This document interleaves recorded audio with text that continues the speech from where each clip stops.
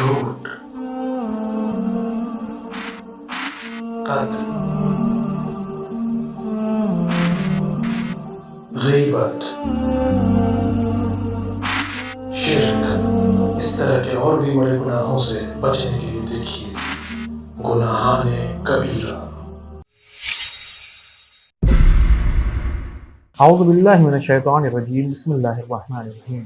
नाज़रीन किराम, अस्सलाम वालेकुम। एक मरतबा फिर गुनाह कबीरा के इस नए एपिसोड में आप सबको खुशामदीद कहते हैं। पिछले एपिसोड में गीबत के सिलसिले से जो रिवायात वारिद हुई हैं उनके बारे में जाना था। उसी गुफ्तगू को आगे बढ़ाते हुए आज मज़ीद मालूमात हासिल करें। पिछले एपिसोड की रिवायतों से मिलते जुलते मजमून की रिवायात उसूल काफ़ी में भी नकल की गई है। पैगम्बर अकरम फरमाते हैं, गीबत करना कोढ़ की बीमारी से ज़्यादा तेज़ी के साथ एक शख्स के दीन पर असर करता और उसे उसके दिल से ख़त्म कर देता है। हज़रत इमाम जाफ़र सादिक़ अलैहिस्सलाम फरमाते हैं, गीबत करना हर मुसलमान के लिए हराम है।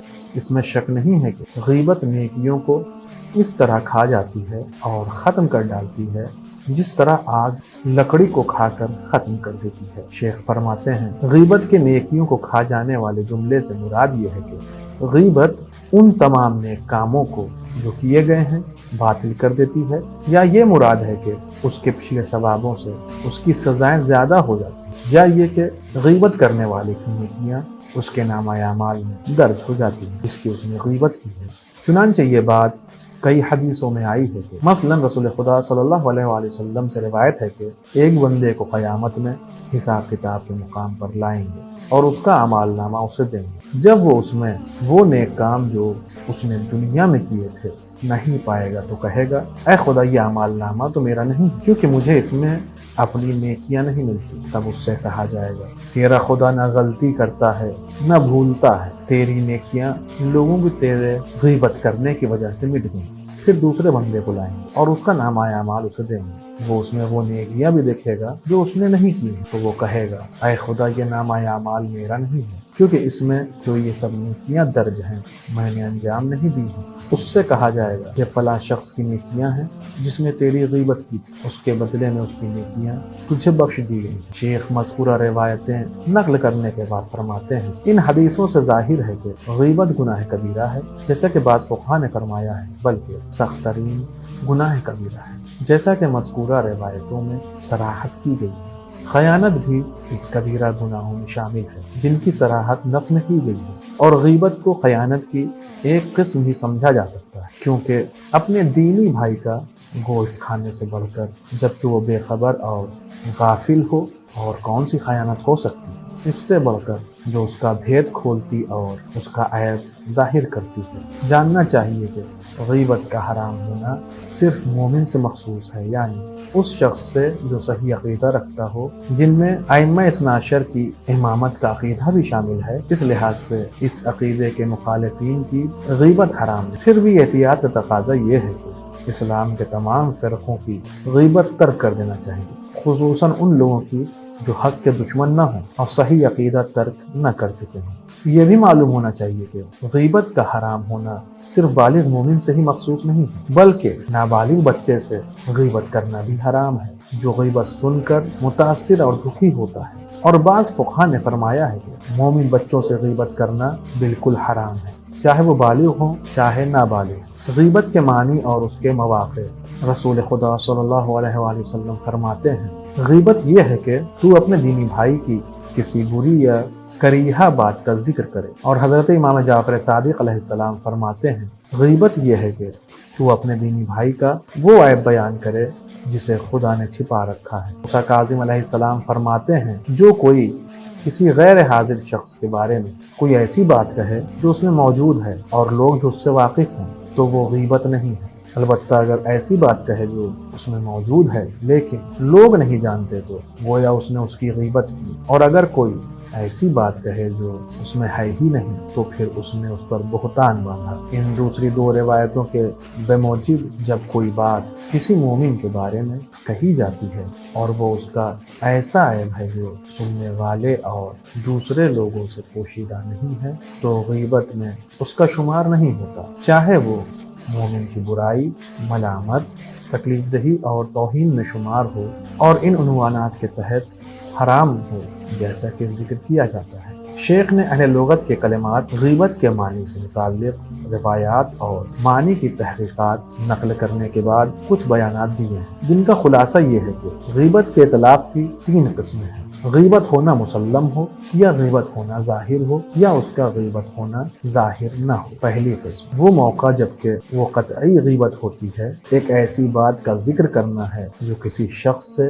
منسوب اس کا کوئی شرعی یا مشہور عام نقص ہو، اور وہ بھی سننے والے سے اس طرح چھپا ہو کہ جس کی غیبت کی جائے وہ اس کے کھل جانے پر رضامند نہ ہو، اور غیبت کرنے والا بھی اسے ذلیل کرنے اور اس میں عیب نکالنے پر تلا ہوا ہو۔ خلاصہ یہ ہے کہ جب کوئی کسی مومن کو گھٹانے کے لیے اس کی پوشیدہ برائی بیان کرے تو وہ بلا شبہ غیبت اور گناہ کبیرہ ہے۔ دوسری قسم جو بظاہر غیبت کا مصداق ہے، دوسرے کا چھپا ہوا عیب بیان کرنا ہے، لیکن اس کی مذمت کرنے، اس میں عیب نکالنے اور اسے گرانے کے لیے نہیں بلکہ کسی اور غرض سے، مثلا تفریح کے لیے یا دلیل اور ثبوت دینے کے لیے یا ہمدردی کی خاطر دوسرے کا چھپا ہوا عیب بیان کرے تو بھی اس کے حرام ہونے میں کوئی شبہ نہیں ہے، اور روایتیں بھی ظاہر کرتی ہیں کہ یہ بھی غیبت کا مصداق ہے اور اسی ذیل میں آتا ہے۔ تیسری قسم ایک شخص کا عیب کسی ایسے آدمی کے سامنے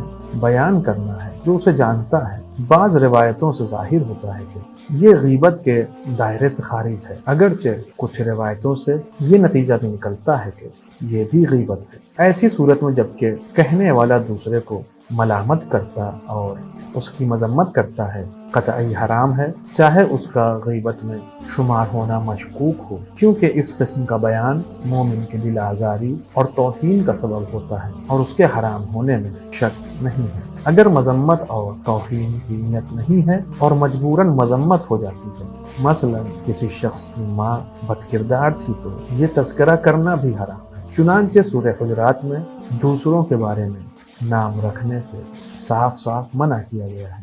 غیبت کی قسمیں واضح روایتیں اور فقہا کے اقوال یہ ہیں کہ کسی کا عیب یا نقص بیان کرنے میں اس سے کوئی فرق نہیں پڑتا کہ وہ نقص جسم کا ہے یا خاندان کا یا عادتوں کا، گفتگو کا ہے یا عمل کا، دین کے متعلق ہے یا دنیا کے متعلق یا خاص اس انسان سے متعلق ہے، مثلا لباس، گھر، سواری وغیرہ کا عیب، اور بعض نے ہر ایک کی مثالیں بھی بیان کر دی ہیں۔ مثلا جسم سے متعلق غیبت یہ ہے کہ کوئی کہے کہ فلاں آمش ہے، یعنی جس کی آنکھیں ہمیشہ ڈبڈبائی رہتی ہیں، یا احول ہے، یا آور ہے یعنی کانا ہے، اقرا ہے یعنی گنجا ہے، یا بونا ہے، لمبا، کالا یا پتلا وغیرہ، یعنی اس کی ایسی خصوصیات بیان کرے جن کو سن کر وہ ناخوش اور آزردہ ہو جائے۔ غیبت گالی بھی ہوتی ہے، مثلا کوئی کہے کہ فلاں کا باپ بدکار یا بزاد یا کنجوس تھا یا اوباش وغیرہ تھا، اور اخلاق کی غیبت یہ ہوتی ہے جیسے کہے کہ فلاں بد اخلاق، کنجوس، مغرور یا ڈرپوک یا کمزور اور منافق یا چور اور ظالم ہے۔ دین سے متعلق کاموں کی غیبت یہ ہوتی ہے جیسے کوئی کہے کہ فلاں شخص جھوٹا یا شرابی یا نماز میں سست ہے۔ دنیاوی کاموں میں غیبت یہ ہے کہ جیسے کوئی کہے فلاں بے ادب ہے، ناشکرا ہے، اپنی اوقات نہیں پہچانتا، بکواسی یا پیٹو یا بہت سونے والا ہے۔ لباس کے متعلق مثلا کوئی کہے کہ اس کا لباس میلا، پھٹا پرانا، ڈھیلا ڈھالا، اٹنگا ہے۔ ایسے ہی اس کے متعلق دوسری باتوں میں بھی اگر اسے برائی سے اس طرح یاد کیا جائے کہ اسے اچھا نہ لگے بلکہ اس کی دل آزاری ہو تو یہ غیبت ہوگی۔ جاننا چاہیے کہ غیبت میں کوئی فرق نہیں ہے، خواہ دوسرے کا عیب زبان سے کھولا جائے یا عمل سے یا اشارے سے صاف صاف کہا جائے یا ایسے کنائے سے جو سمجھ میں آ جائے۔ کبھی کبھی کنائے سے غیبت اور بھی بری ہوتی ہے، جیسے یہ کہا جائے الحمدللہ کہ خدا نے ہمیں حکومت کی حبس یا ظالموں کی ہم نشینی یا دولت کا لالچ نہیں دیا، یا یہ کہا جائے حرص یا کنجوسی یا بے شرمی سے خدا کی پناہ، خدا ہمیں شیطان کی برائی سے بچائے، اور ان باتوں سے کنایا اس شخص کی طرف ہو جو ان کاموں کا مرتکب ہوا ہے۔ اکثر ہوتا ہے کہ بعض دھوکے باز جب کسی کی غیبت کرنا چاہتے ہیں تو اس کی تعریف سے شروع کرتے ہیں کہ فلاں کتنا اچھا آدمی ہے، لیکن افسوس ہے کہ شیطان کے چکر میں آ گیا اور اب یوں ہو گیا۔ کبھی منافقت سے دوسرے کے لیے غم و غصے کا اظہار کرتے ہیں، کیا افسوس مجھے کتنا صدمہ ہوا، اور فلانے کے لیے میرا دل کتنا کڑھا جب اس سے یہ فعل سرزد ہوا۔ اگر سچ مچ کا دوست ہوتا اور اس کا غم کھاتا تو کبھی اس کا راز فاش نہ کرتا اور اس کی برائی نہ کرتا۔ آج کے اس ایپیسوڈ میں بس اتنا ہی، انشاءاللہ اگلے ایپیسوڈ میں پھر ملاقات ہوگی۔ تب تک کے لیے شکریہ، خدا حافظ۔ سدرة المنتهى